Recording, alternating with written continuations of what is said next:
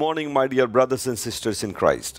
యేసుక్రీస్తు ప్రభునందు మాకు అత్యంత ప్రియులైన మీ అందరికీ శుభాలు ప్రకటిస్తుందని ఉదయకాల సమయంలో గత రాత్రంతా దేవుడు మనల్ని కాచి భద్రపరిచి నూతనమైన అనుభవాలతో మనల్ని నింపి ఈ రోజంతట్లో మనం దేవుని మహింపరచువారంగా, ఆయన స్తుతించువారంగా ఉండులాగిన దేవుడు మనకిచ్చిన జీవాన్ని బట్టి మనం ఆయన స్తుతించాల.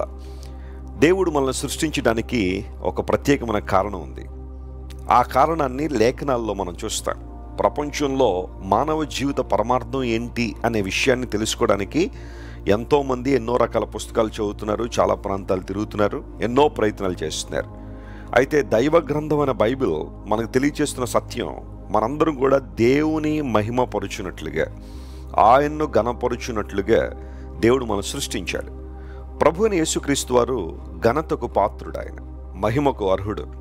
నువ్వు నేను ఆరాధించడానికి, ఆరాధన స్వీకరించడానికి యేసు ప్రభు వారు అర్హత కలిగినవాడు. ఆయన ప్రతి ఉదయాన్నే లేచిన తర్వాత మనం ప్రభువును స్తుతించడం, ఆయన ఘనపరచడం ఎంతైనా శ్రేయస్కరం. ఈరోజు వాగ్దానం కోసం మీలో చాలామంది కనిపెడుతున్నారు కదా. పరిశుద్ధ గ్రంథాలు తెరిచి 103వ కీర్తన 8వ వచనాన్ని ఈరోజు వాగ్దానంగా చదువుకుందాం. Shall we open our Bibles to Psalm 103 and verse 8?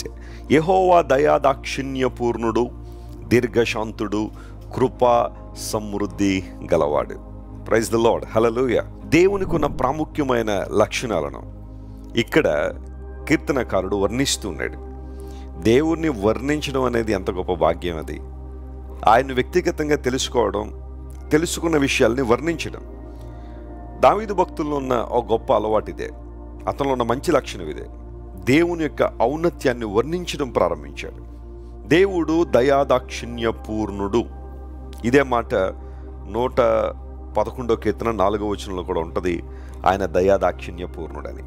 యేసు ప్రభు వారి లోకానికి వచ్చినప్పుడు ఆయన కొండ మీద ప్రసంగాన్ని చేశారు.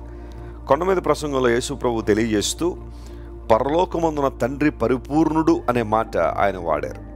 అంటే దేవుడు పూర్ణుడు, ఆయన he is full of grace and full of mercy. ఆయనలో కొరత లేదు, ఆయనలో లోపం లేదు. సర్వసాధారణంగా మనుషుల ప్రేమల్లో కొరతలు ఉంటాయి, మనుషుల ప్రేమల్లో కొదువులు ఉంటాయి, మనుషుల ప్రేమల్లో హెచ్చుతగ్గులు ఉంటాయి, తారతమ్యాలు ఉంటాయి. కానీ దేవుని ప్రేమ అలాంటిది కాదు కదా. దేవుడు ఒకరిని ఎక్కువగా ప్రేమించి మరొకరిని తక్కువగా ప్రేమించడం అనేది లేదు.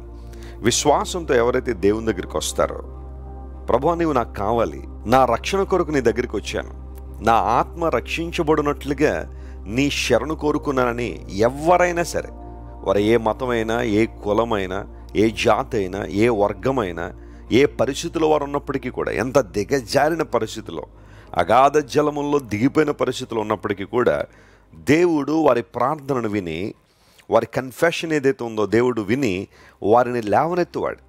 హెచ్చుతగ్గులు లేవు. ఆయన ప్రతి ఒక్కరిని రక్షించడానికి ఇష్టపడుతున్నాడు.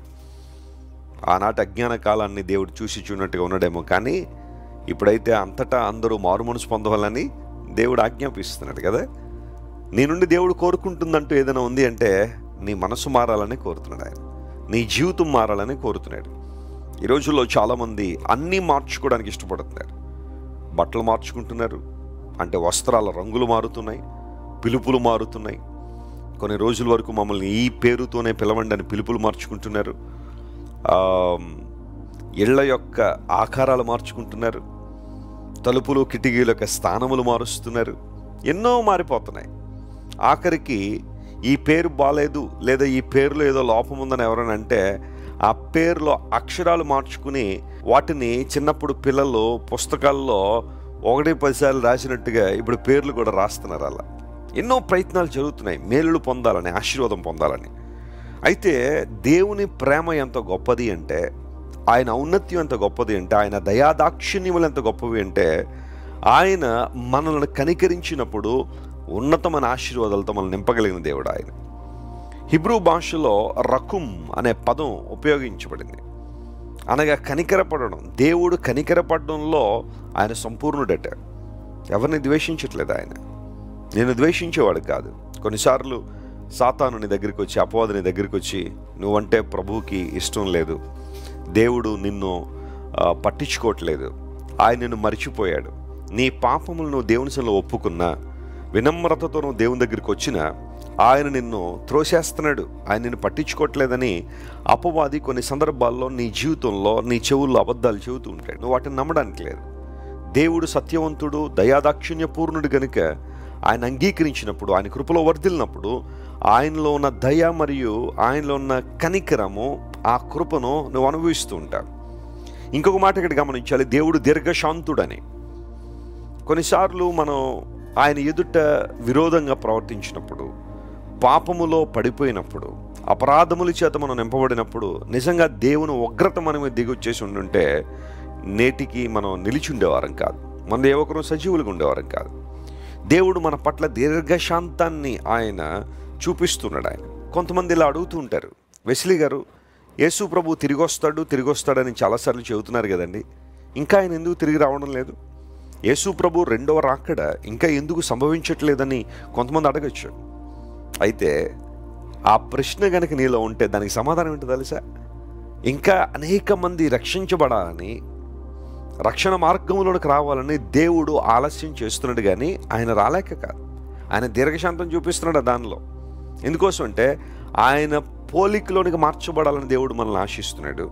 రక్షణ పొంది నిత్యరాజ్యంలో మనందరం ఉండాలని దేవుడు కోరుతున్నాడు. కాబట్టి మన పట్ల ఆయన దీర్ఘశాంతాన్ని కలిగి ఉన్నాడు.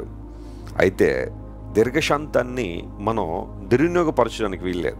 దేవుడు నా పట్ల దీర్ఘశాంతం వహిస్తున్నాడు కాబట్టి నేను ఎలా ఉన్నా పర్వాలేదు, నేను ఎలా జీవించినా పర్వాలేదన్న ఆలోచన ధోరణి నీలో ఉంటే నువ్వు మార్చుకోవాలి. దీర్ఘశాంతాన్ని ఏ ఒక్కరూ కూడా దుర్వినియోగపరచడానికి వీల్లేదు.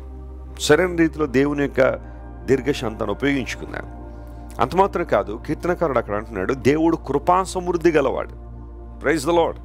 ఆయన సమృద్ధిలో ఉన్న దేవుడు కాబట్టే నీకు నాకు సమృద్ధిని దయచేస్తాడు. ఎందులో దేవుడు సమృద్ధి కలిగినవాడు అంటే కృపలో సమృద్ధి కలిగినవాడు. చాలాసార్లు మనం వింటున్నాం, కృప అంటే అర్థం ఏంటంటే పొందదగని వారికి ఇవ్వగలిగే ఒక గొప్ప బహుమానాన్నే కృప అన్నారు. రిసీవ్ చేసుకునే వ్యక్తికి అసలు ఒక్క అవకాశం కూడా లేదు, ఒక్క అర్హత కూడా లేదు అంత గొప్ప బహుమానం పొందుకోవడం. కానీ దేవుడు ఇస్తానంటున్నాడు, దేవుడు ఇచ్చాడు. రక్షణ అనేది దేవుని బహుమానమే, కానీ మనమేదో మన సొంత కార్యాల ద్వారా, భక్తి కార్యాల ద్వారా, ధార్మిక కార్యక్రమాల ద్వారా సంపాదించుకున్నది కాదు. It's all about God's grace. దేవుని కృపలో నీకు రక్షణ ఉంది, దేవుని కృపలో నీకు స్వస్థత ఉంది, దేవుని కృపలో నీకు విడుదల ఉంది, దేవుని కృపలో నీకు నిత్యజీవం ఉంది. నీకు కావలసిన ఆధ్యాత్మిక, మానసిక, శారీరక దీవెనలన్నీ కూడా దేవుని కృపలో సమృద్ధిగా దాగి ఉన్నాయి. Praise the lord. ఈ రోజంతా ఈ వాగ్దానాన్ని క్లెయిమ్ చేసి ప్రభువును స్తుతించండి. బహోన్నతమైన కార్యాలు మీ జీవితంలో జరగాలని మనస్ఫూర్తిగా నేను ఆశిస్తున్నాను. ప్రార్థన చేసుకుందాం. ప్రేమగల తండ్రి, ఈరోజు మీరు మాకు ఇచ్చిన వాగ్దాన సందేశాన్ని బట్టి నీకు వందనాలు. నువ్వెంతైనా గొప్ప దేవుడు ప్రభువా, ఆశ్చర్యకరుడు. మా పట్ల నీకున్న ప్రతి మంచి ప్రణాళికను బట్టి నీకు స్తోత్రాలు. నీవు దయాదాక్షిణ్య పూర్ణుడువు, దీర్ఘశాంతుడువు, కృపా సమృద్ధి గలవాడవని నీ లేఖనంలో మేము చదివాం. నీ సమృద్ధిలో నుండే మమ్మల్ని దీవించే దేవుడు గనుక నీకు వందనాలు. ఈరోజు మా ప్రియులు ఎంతమంది అయితే కొరతలో ఉన్నారో ప్రభువా, ఇబ్బందుల్లో ఉన్నారో వారందరినీ మీరే కనికరించండి. రక్షకుడిని యేసయ్య, నీ కృప వారి మీద కృమ్మరించండి. అన్ని పరిస్థితుల్లో కావలసిన కృపను సమృద్ధిగా కృమ్మరించి నీ చిత్తాన్ని వారి జీవితంలో నెరవేర్చండి. స్వస్థత లేని వారికి స్వస్థతనివ్వండి, విడుదల లేని వారికి విడుదల దయచేయండి. సంపూర్ణమైన నీ కృపలో ప్రతి ఒక్కరూ వర్ధిల్లడానికి సహాయం చేయమని నీ పాదాల చెంత వేడుకుంటూ యేసుక్రీస్తు నామం పేరట అడిగి వేడుకొనిచున్నాం తండ్రి. Amen, amen. God bless you dear friends. Have a wonderful day. Christ worship centre ఓ బలమైన సంఘ ఉద్యమం.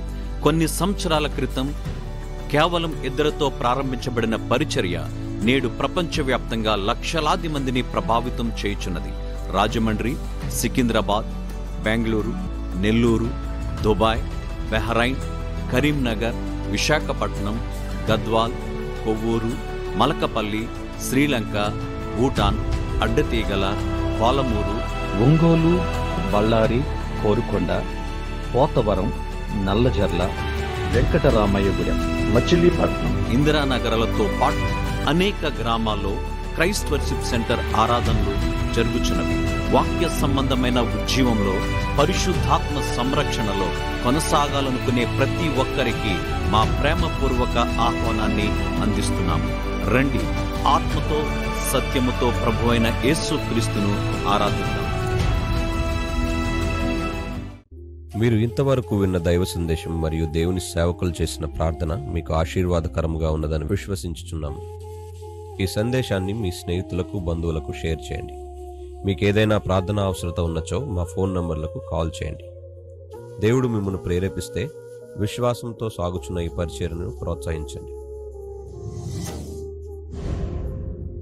మరిన్ని వర్తమానాలు, పాటలు వినుటకు జాన్ వెస్లీ మినిస్ట్రీస్ అను మా యూట్యూబ్ ఛానల్ను సబ్స్క్రైబ్ చేసుకోనండి. ప్రభువైన యేసుక్రీస్తు కృప మీకు తోడైండును గాక.